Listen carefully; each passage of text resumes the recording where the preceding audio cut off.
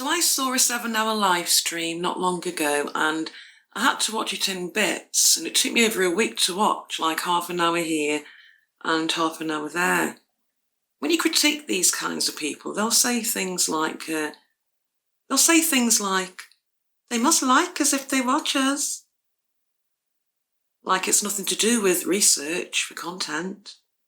But if that's what they really think, then that must mean that the TTs like them too, and that's why they watch them. Now, if that's what they really believe, then I'd find that a bit sexually suspect. These guys are cowards. There were only 3 people in the whole of the 7-hour live stream that I saw that weren't acting like females. They were muted, kicked off the panel, talked over by these males with this natural coward instinct. Women don't like cowards and dummies. A coward and a dummy. It would be like dating the retard of the class. Everybody laughing at you. Not one of these guys was dark skin. Carter can get no young. They're trying to keep men and women. They're trying to keep men and women who are on the same kind of level. They're trying to keep them apart and turn them against one another. I've never seen a single male over there with charm, charisma and presence. I swear to God on that. In fact, next time I come up, I'll hold my Bible and I'll do the same swear. So the first argument or disagreement was over a coffee. And this guy's saying that he only wants to take a woman out on a first date for a coffee. Get to know her first and whatever. The females on the panel disagreed. I'm paraphrasing now. They said a coffee wasn't good enough. They would prefer dinner or something more special. Now, I can appreciate that, if a female likes the look of a guy, she might want to spend a bit longer time with him, She probably doesn't want to just go for a quick coffee. So I can appreciate that. It's just that I've got quite a few high caliber female friends and they get asked out quite a lot. Now, if he'd approached one of them, he wouldn't have been able to suggest anything because they would have got it in first. They would have suggested and insisted that it's only a coffee, only a quick coffee. Not just because they don't want to get fat and go out for dinner a few times a week. No, it's because a female, if she goes for a quick coffee, she's got an escape route. She can leave after 10 minutes if she wants to, 5 minutes. He may not like her, he may want to leave, so he matters too. I do the same thing myself. I'm not going to go anywhere but accept a quick coffee if I don't know someone, because there's always an escape route. And females they should always want an escape route, so that they can leave without appearing to be rude or stuck up, without the situation becoming awkward. So I'm not judging anyone. There's absolutely nothing wrong with a female wanting to spend a longer time on a first date, in a man's company. There's nothing wrong with that, wanting to go for something a bit more special than a coffee. But to my friends and myself, anything but a quick coffee would be a no-no. So I can see both sides really of this argument, but I do sort of tend to lean on what Steve is saying, My second argument breakdown. This argument's about Steve being married to a single mother. And again, I can see both sides. And this is going to be my breakdown of that. I'm going to change the name of my channel to Miranda Breaks It Down. With this argument, I can understand the confusion because this type of male, it's pretty obvious that they're never going to be in contact with any type of single mother except the stereotypical type of single mother, the, welfare, food stamps, child support, using men to help them to raise their kids. So of course they're going to be confused. That's the only kind of single mother they've ever known and will ever meet. I've even warned men myself about that kind of thing. They've never been in contact with any other type of single mother for obvious reasons. and they've never really been in contact with what's called the exception to the rule. And there's always an exception to the rule in every statistic. I mean, I don't really go for stats that much. I think they can be a bit unreliable sometimes, a bit like fake news. I've got a friend who is beautiful, high caliber, educated, 2 kids, and she was divorced, and she got married 2 years ago to a handsome, high caliber, wealthy, not rich, and there is a difference, wealthy, handsome male. So we do have exceptions to the rule. Now, I'm going to go into Steve's background a little bit here. He was a gigolo. A gigolo means that he gets paid for his company and for certain services with wealthy women. No wonder they hated him. And also what I can gather is he will have treated this as a serious business, which means he will have, as well as the normal services, the usual services of a gigolo, he would have also been paid to accompany some of these wealthy females to high-class functions, which means he will have read up on his psychology, body language, and he will have taken etiquette classes too. You know, which knife and fork to use, what kind of dinner conversation is appropriate here and there, and, you know, what sort of wines go with what food, and he's probably studied wine lists and all that. Now, because of that, if he's going to be in that kind of environment on a regular basis, he's obviously going to make 1 or 2 friends, isn't he? Wealthy people that he's probably still got today, you know, some of those friends. So this kind of guy who's been with so many women, he's also been with a lot of slags, hasn't he? And he's not going to choose a slag for a wife. So his wife's going to have to be someone special. She will be probably the divorced daughter of probably one of his wealthy friends, fell in love, what can anyone do about it, you know, and got married.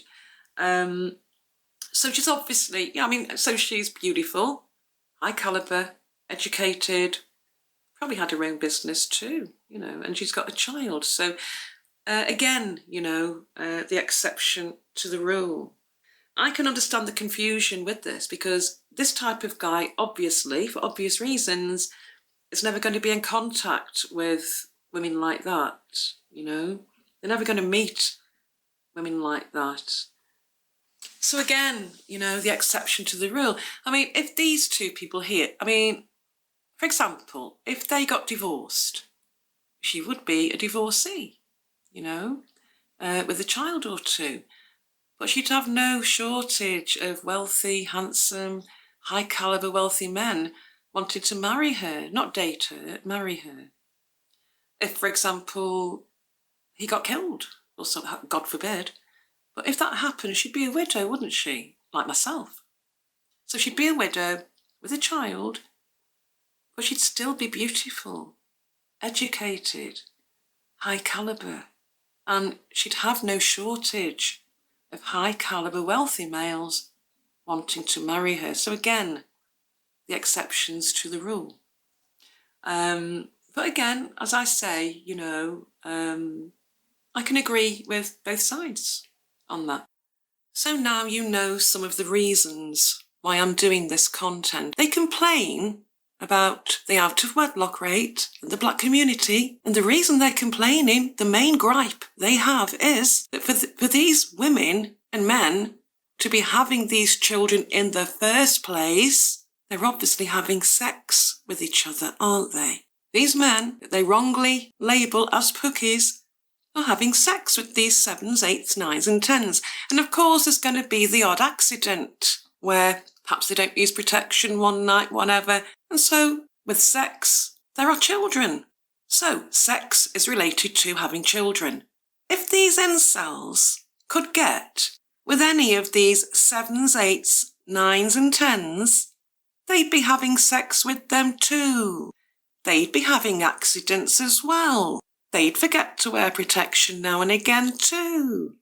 And they'd have children running around in the black community. The only reason they haven't It's because they're not getting the sex with the women that they want. Men who can get the women that they can't get, they lie.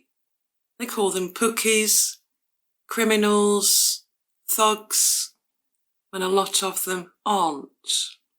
They try to turn the women against these men. They'll say, pookies bullied me in school. That's one excuse. The other excuse is, I'm concerned about the black community, the out-of-wedlock rate. Since when did they become social workers? Since when were they so bothered about the black community to go in there and be so bothered about the out-of-wedlock situation? No, it's not that. What they're bothered about is the baby mamas. Look at some of these women who are pretty, 7, 8s, 9s and 10s, and they look at the men that they're with. And these men, they will call pookies, no matter how successful the man is. I've seen them attacking successful men, and when they can't call them pookies, they will think of something else. Then they will try and turn men, the men who can get the women that they can't get, they'll try and turn the men off the women that they can't get. Now, I was talking about the exception of the rule, wasn't I? Single mothers. Do you think they don't want that type of woman, children or not? They'd want women like that, children or not.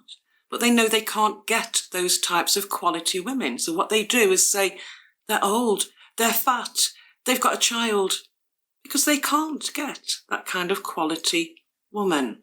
So they'll make up all sorts of stuff to try to turn men off them. They try to label quality women with stereotypical single mothers. And I'm not saying anything bad about single mothers, by the way. I'm just letting you know what they're doing. And they're trying to turn the women off the men that can get the women that they can't get. I've seen them putting pictures of pretty light-skinned women up, having live streams with all the incels in the chat. And they're pretending to reject these pretty women. They're saying, look at her jawline. And this woman was, I think she was 22. They couldn't have her because she was over 30. She was 22, 21. They couldn't have her with age. Look at her jaw. She's got a funny jaw.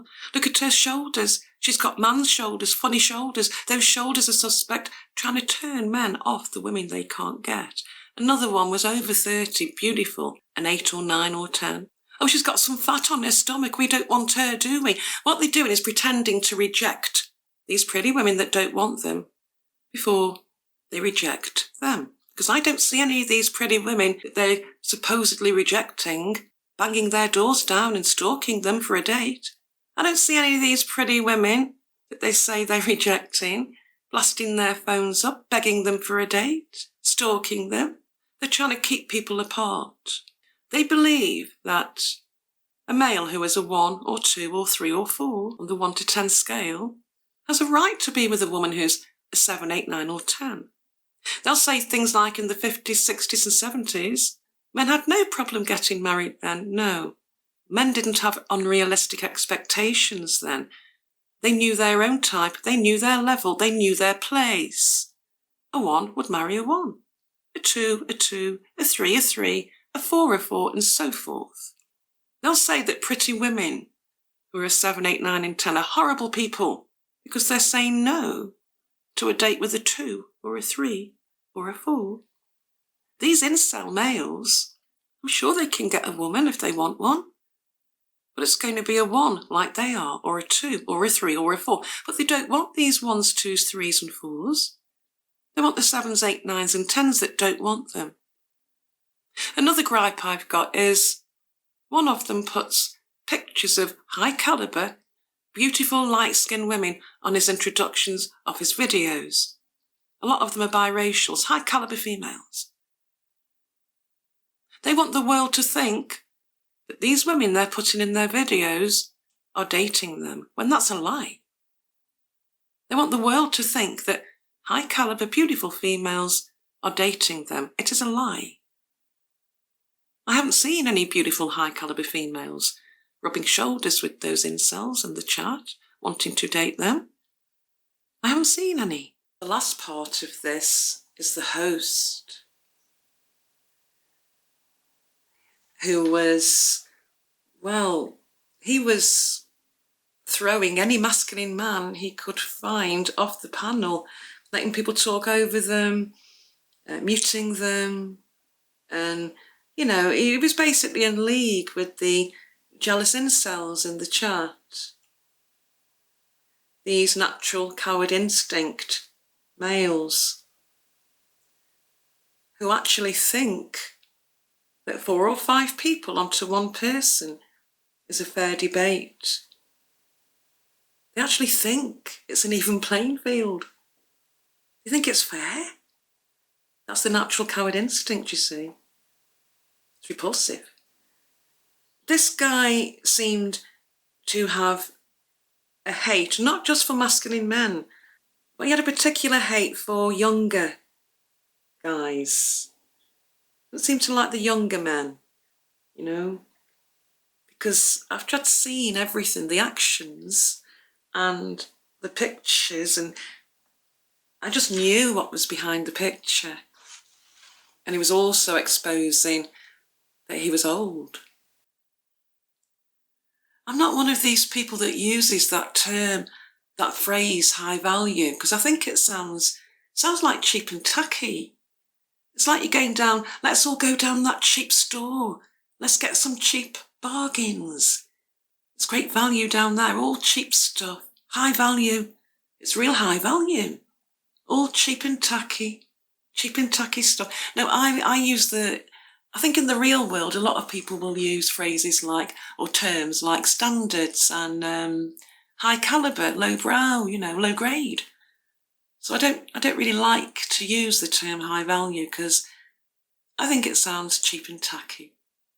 And they'll talk about this high value thing as though they know what integrity and class really is. They know how wealthy, high caliber people really behave.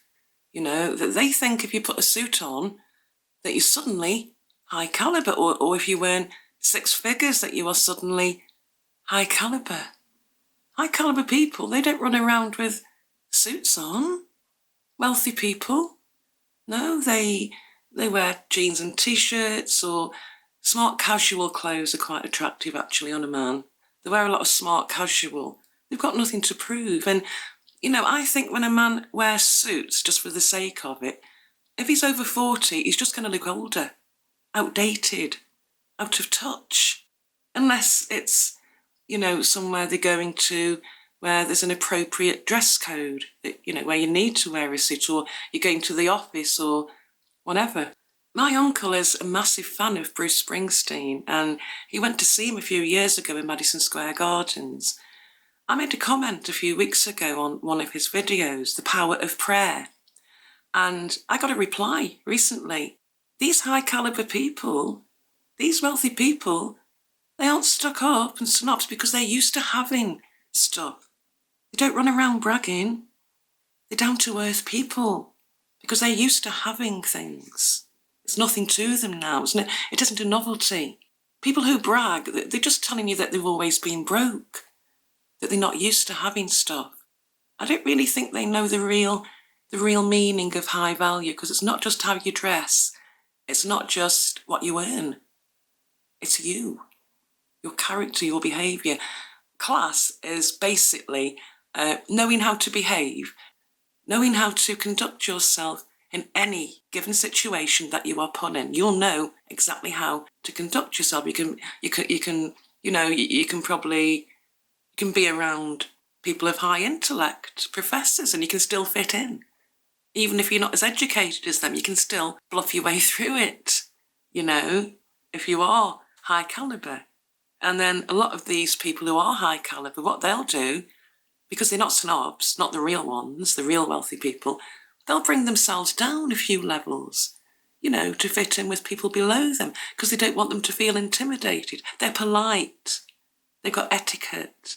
It's called manners, etiquette. And I'll speak to you all again soon.